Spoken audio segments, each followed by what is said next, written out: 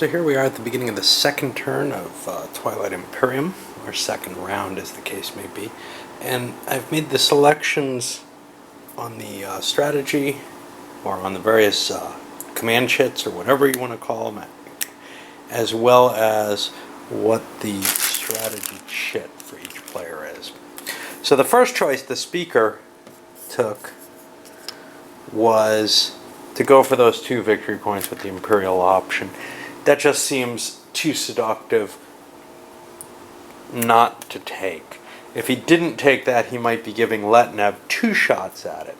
Once now, and then the assumption here was that Lizik would take the level 1 card, the initiative card, which is what he was really considering.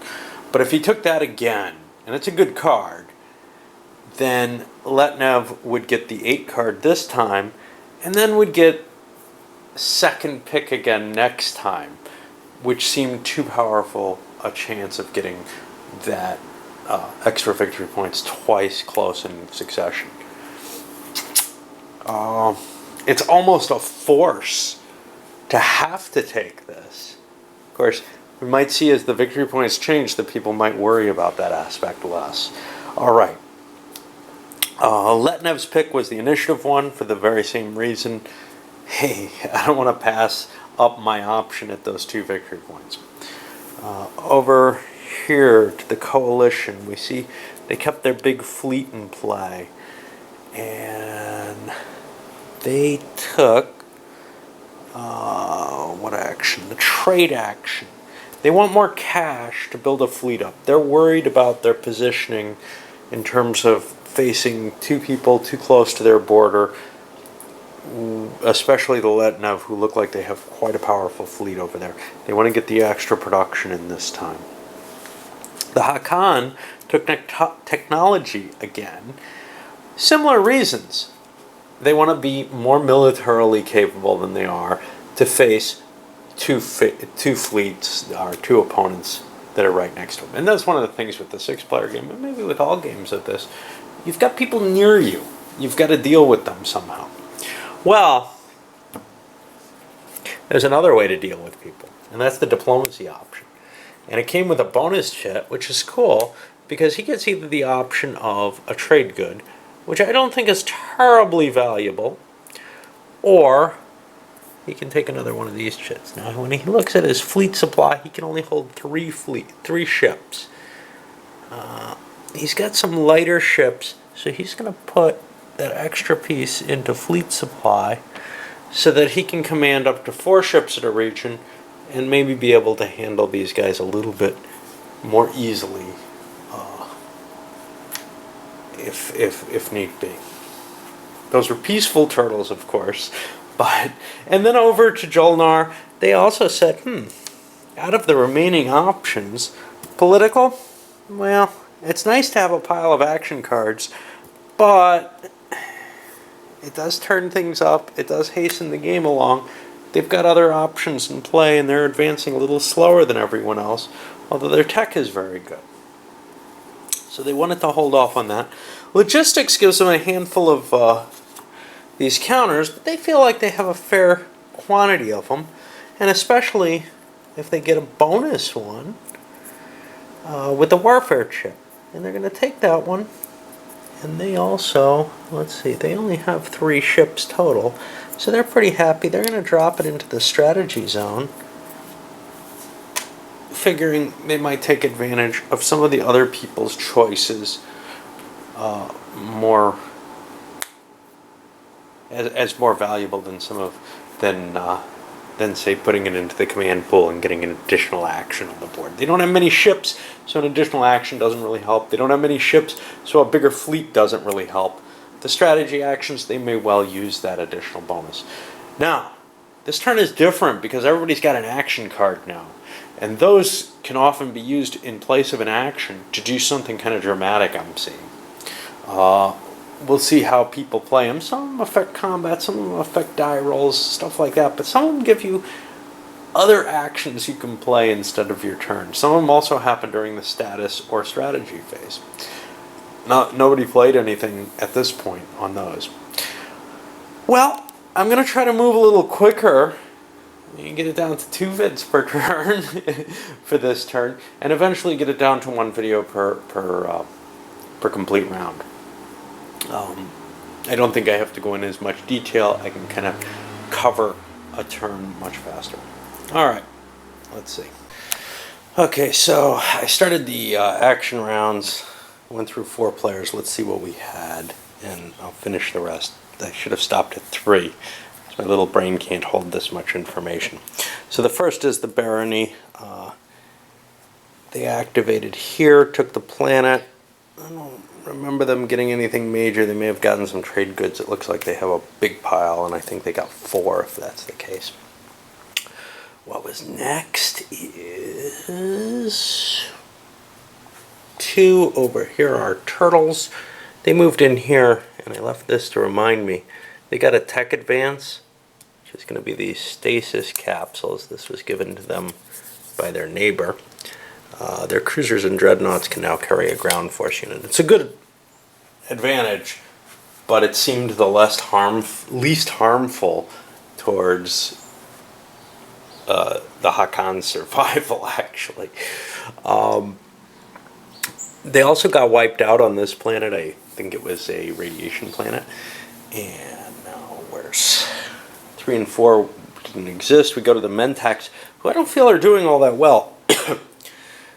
They moved into here and took the 2 planets, one of which is a wormhole connection. And because of how I'm playing it, and again, I'm not sure if I'm doing this right, but that's going to connect to these 2. Which makes an adjacency that wouldn't otherwise be there. The same as this one connected to this, and that is a different adjacency than the board itself suggests, which is kind of cool. And I don't know if they got any other advantage. I don't see anything clearly for them. Then we go to number 6, who just went over here, the universities. They expanded into here. They ran into, I think, a radiation zone. I'm not sure. But they lost. Oh, no. They ran into troops there and wiped themselves out against them. But here, they gained this counter, which is the Lazak survivors or something like that. Lazak survivors. That's the original race of this. And that gives them 3 bonus votes for every political action that happens. There are other options that could happen when you find them. So, for example, if you kill them by raising the planet before looking at the counter, there's a big penalty. And if you probe them, you get victory point and some action cards or something like that. I'm not sure which is the best of the options. I mean, obviously, raising the planet is not. Now we're on to the next players, and I'll take care of them and come back. Okay, and for the last 2 players of the round, find player 1 again, put the marker on him. The Hakan activated their technology advantage, and they took the transporters. The reason being, they have trade agreements with one of their neighbors over here. And they also don't feel terribly prepared to fight against the Mentak coalition. They wanted the extra movement so that they could grab maybe, well, this would be a violation, but because they have flags here. But to grab here before doing anything else. It also puts them closer to Mechatol Rex, which might be of interest to them as well towards getting some victory points. Mainly, though, they need to move their forces quickly if they're going to be able to face that larger opponent. At least more concentrated. They're actually, I think, got a bigger force. So, by shifting over here, they'd then be in range for an attack directly on them, as well as gaining that planet. No one else took the technology advantage except for the universities, who, just by spending a strategy action, are able to take the primary ability, and they picked up, God, I don't know, the Megan defense field grid, which makes them much, much more powerful there. They didn't want to pay for a second level of it. I don't know if I'm misplaying that. It could be that you can only take the primary if you also pay for the secondary. It's not clear how it's worded. And then our final, the Lizics, advanced to another planet. They only had one ground troop. They took it. They had to fight this battle, and they had to. They have a +1 on ground combat for some reason or another. Is it there? Yeah. Which, if I remember it, in their special abilities, they'll get it, and they got it this time. But they still got hit before they did a hit, so they did a recheck, which allowed them to force the defender to re-roll.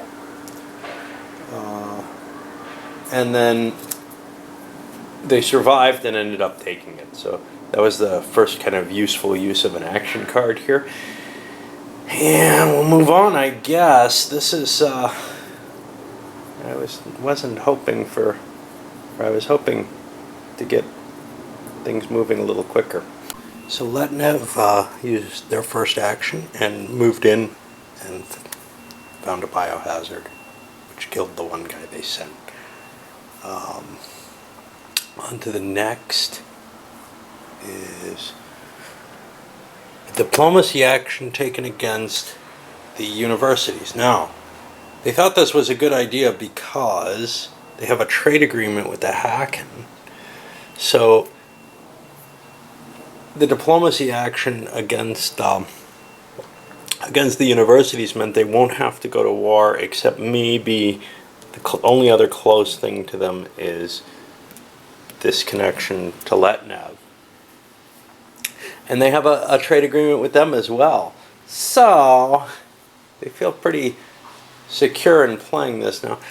I'm trying to remember what the secondary was. Economic counter, command counter to refresh 2 exhausted planets. Nobody had any exhausted planets except what they just conquered. Nobody wanted to do this particularly. Now to the next, we did the trade action. And here's where things get kind of weird. Got a pile of money here. The Hacken can do the trade action without paying a strategy, the secondary ability without paying the strategy. So they have a pile of money now. Nobody wants to cut new agreements or break agreements. But everybody who could pretty much took cash. They spent their strategy allocation, and that's everyone except the Mentak and the Lizic. The Lizic don't have any agreements, so they can't make any. The Mentak have the agreements, but there isn't enough money to make them worth firing off.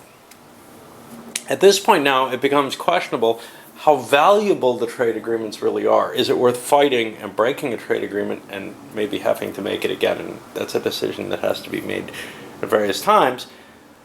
We'll see how much of this money gets back into circulation, because right now trade agreements are of no value if people hoard the money. But if they find that they have to use that cash, then